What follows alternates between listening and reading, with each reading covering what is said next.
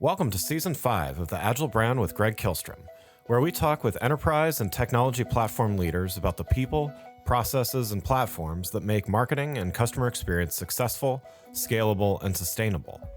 This is what creates an Agile brand.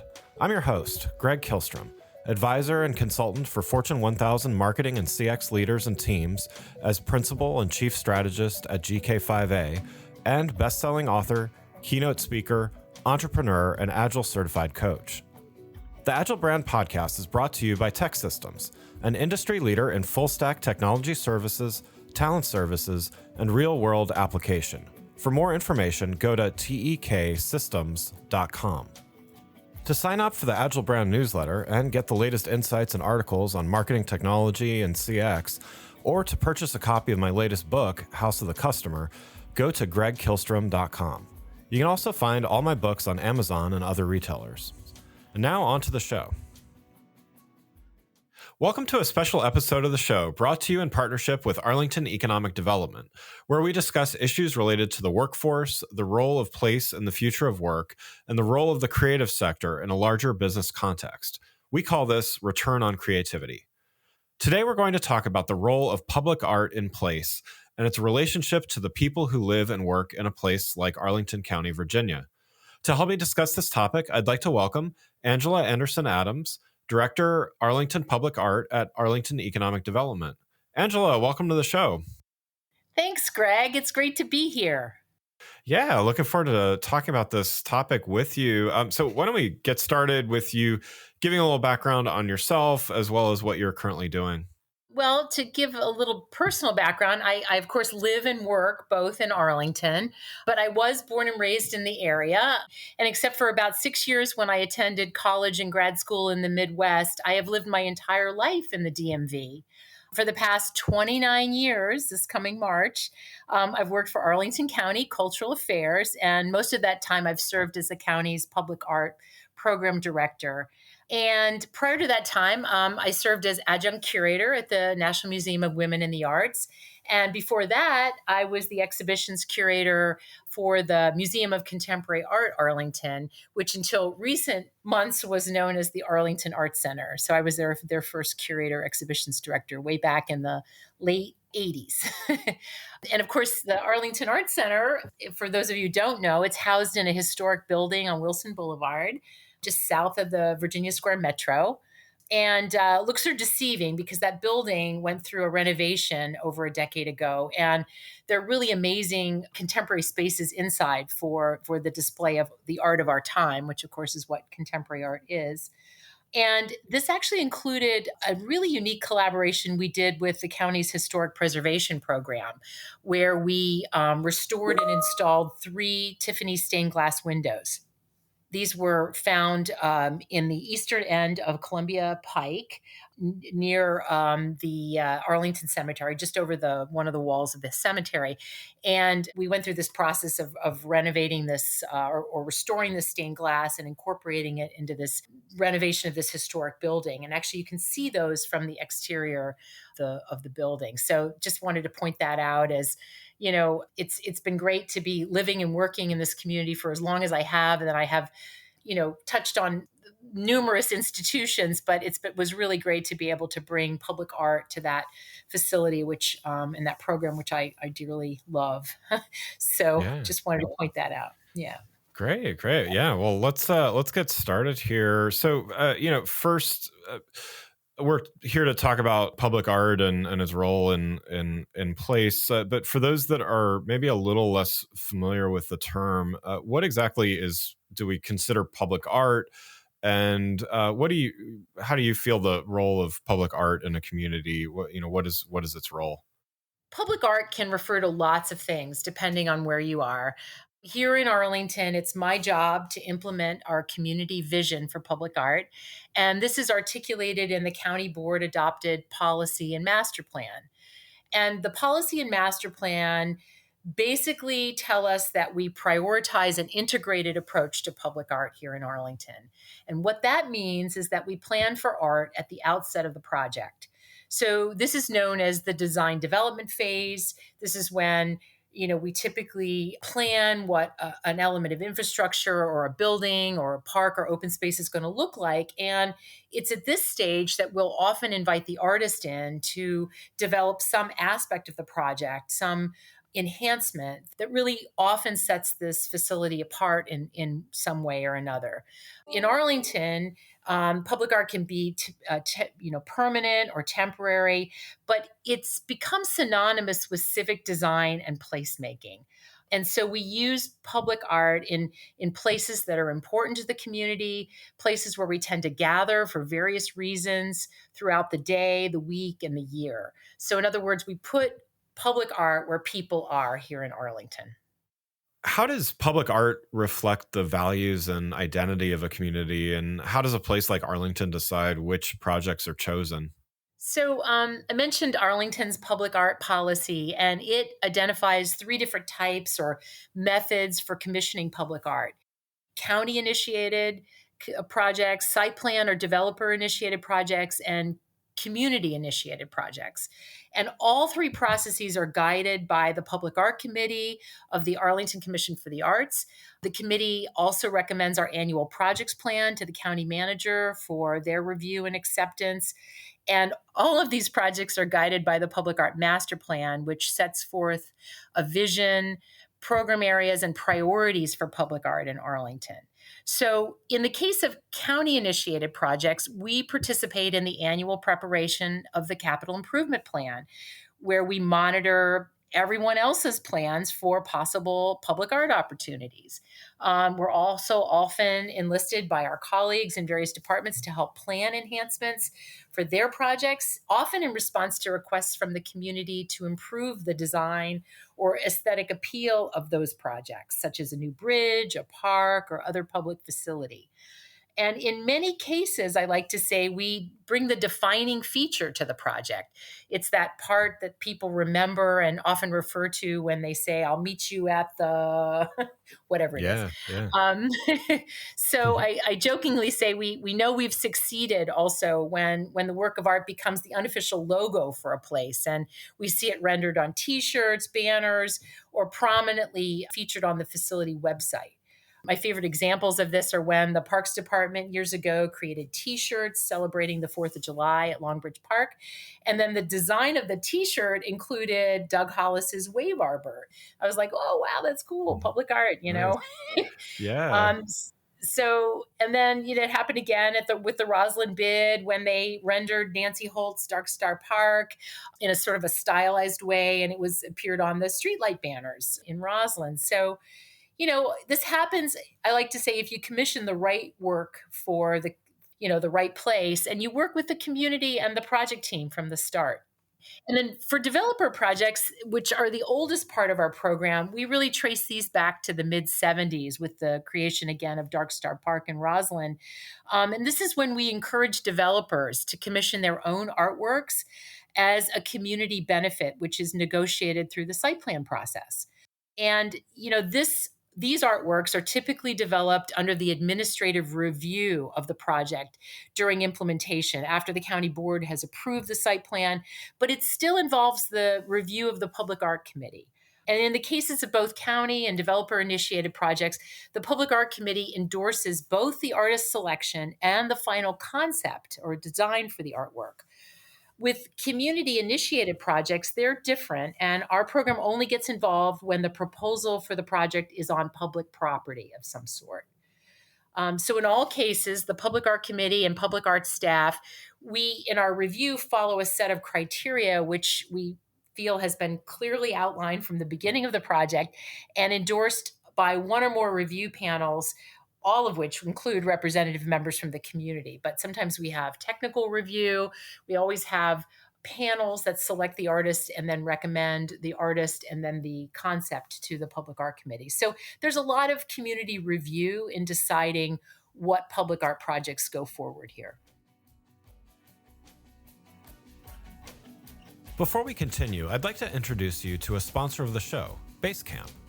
Throughout my career, whether it was at my own agency or now as a consultant, Basecamp is what we rely on to help keep projects on track, on schedule, and on budget. It takes a straightforward approach to project management. It streamlines workflow management and definitely keeps the team in the loop and on top of ongoing updates, which all are major components in a smooth running operation. No matter if it's a simple campaign or a multi-million-dollar project, Basecamp has been a key ingredient in the recipe for a successful project and business. If you're struggling with projects, sign up for Basecamp. Their pricing is simple and they give you all their features in a single plan. No upsells, no upgrades. Go to basecamp.com/agile, that's basecamp.com/AGILE, and try Basecamp for free. No credit card required and cancel anytime. Thank you, Basecamp, for sponsoring this episode. Now let's get back to the show. And so you touched on, we talked about the identity of a community and touched a little bit on aesthetics, but how does a public art project enhance both the aesthetic but as well as cultural value of a community? Can you talk a little bit about that? Yeah, so one of the big things that Arlington Economic Development strives to accomplish is placemaking. And this term, is really familiar now in common parlance, and people use it to mean, just like public art, a lot of different things. Some Yeah. people refer to it as placekeeping, which I think is also a lovely way of thinking of some places don't need to be made, they just need to be preserved. So whether you call it placemaking or placekeeping, these are terms that don't always involve art. And so it's important that you understand, or that people understand, that there are lots of methods that can be and should be and are, especially here in Arlington, employed to improve a location that either is already an attraction or could be made to be an attraction. So this approach generally results in a place, ideally, that encourages people to gather or linger or somehow appreciate it more. So that's sort of this idea of placemaking, placekeeping. In other circumstances, placemaking may just offer legibility, something that helps people understand where they are if they're in unfamiliar, territory. It might create an opportunity for a local business to set up shop.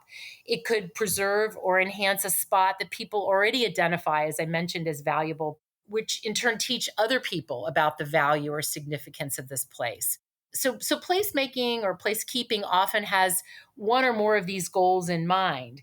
And I like to use this term to sort of understand public art's role in placemaking or placekeeping, that, we work alongside architecture, landscape design, graphic design, wayfinding, urban forestry, historic preservation, and various types of programming or temporary gestures, pop-up gestures that collectively comprise the placemaking toolbox.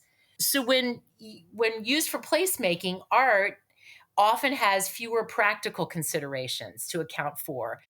These other fields are much more technical often and have different interests at stake. So, artwork should never be in the service of commercial expression, for instance. And in Arlington, our monuments and memorials serve distinct functions and run through separate review processes. So what this means is that public art, if it's the tool you use in your placemaking toolbox to make a place, better, it's free to provide this crowning gem or element of surprise that makes the place memorable, desirable, and worth preserving.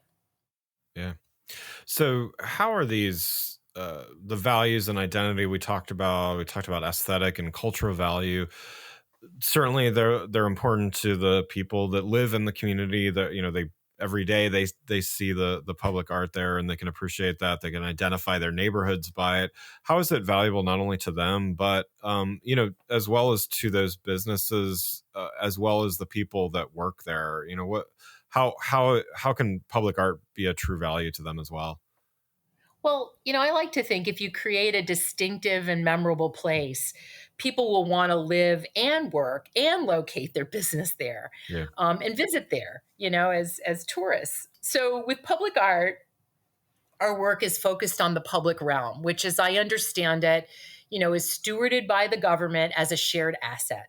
And it's my belief that if sufficient investment is made in the public realm, private investment typically follows.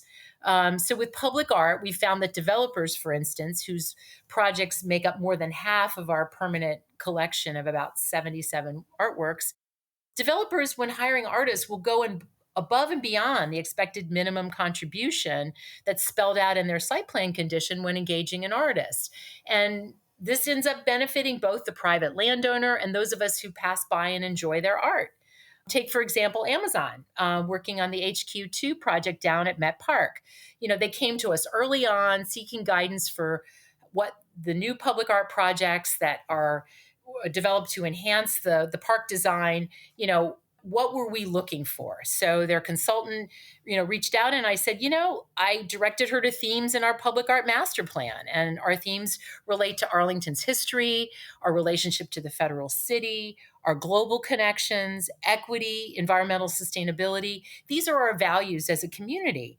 And so I noted also that it was important to maintain the diverse array of artists represented in our collection. We try to balance it in terms of male, female, local, people from further away, and ethnic diversity as well. We want to make sure that our collection represents Arlington to the best of our abilities to do that. So we want to make sure that these projects consider Arlington values and history. And so from this, Amazon developed 3 amazing projects, respectively by artists Nikisha Durrett, Inigo Mangalo Ovalle, and Aurora Robeson. And these will all be unveiled this spring. Great, great. What is Arlington County, Virginia's unique position in relation to public art? I mean, certainly there's public art in a lot of places, but what's the unique position that Arlington County, Virginia has? And could you give a specific example of a recent project? Yeah, so as I mentioned previously, I think what most distinguishes Arlington Public Art is a nearly 40-year commitment to inviting artists to play a major role in designing or enhancing our civic realm. As I mentioned, it goes back to the 70s when we were asking developers, initially in Roslyn, to contribute public art as part of their site plans. So starting with Nancy Holt in Roslyn, who was invited to design a sculpture for a new park in Roslyn back in the day, she asked if she could design the entire park instead. And then she asked if she could include a portion of VDOT right-of-way to the south as part of the park. And, at the time and continuing, our progressively minded planning commission and county staff said, okay. And then this set Arlington on a course for a really big vision for public art. So to this day, we attempt to live up to that era's ambitions for public art that engages the city at the scale of the city, or I should say, art that engages at the scale of the city, to borrow a term from the artist Cliff Garton, who's done this with his Corridor of Light project in Roslyn, which we've recently installed 2 of 3 phases. And so Cliff Garton's vision, this was in response to express community desire to demarcate the core of Roslyn as it was undergoing its second renaissance. This is, the end of 20th century. It's a bold art plan that marks 3 major entranceways into the county, from DC to the north, Alexandria to the south, and in the center via Metro. So we try to think big when it comes to public art, and I think that distinguishes Arlington. And most recently, we were awarded about 10 years ago a grant from the National Endowment for the Arts for their Our Town category. And this is when enabled us to invite Walter Hood, who's an award-winning artist and designer, to really match Nancy Holt's initial visions and ambitions for public art here in Arlington. And we invited him to design the entire park. So that's what he did for us in Green Valley with the John Robinson Jr. Town Square, which includes the Freed sculpture, which he also designed as an art element in the park. So, as I like to say, it took us 35 years to equal or to catch up with ourselves with this initial big vision for public art, but we've done it in Green Valley with John Robinson Town Square. That's great.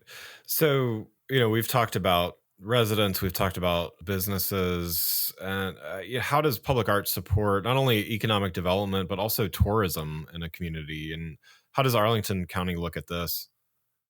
Yeah, Arlington Cultural Affairs, I work for, we were part of the Parks Department until about 12, 13 years ago. And when we moved over to Economic Development, our colleagues in Arlington Convention and Visitors Services, our tourism group, they were among the first to get on board with promoting the public art resources. And they actively promote our self guided tours, our collection highlights efforts, and various programs that we offer to individual visitors, as well as our residents, business tenants, hotel concierge, and convention hosts.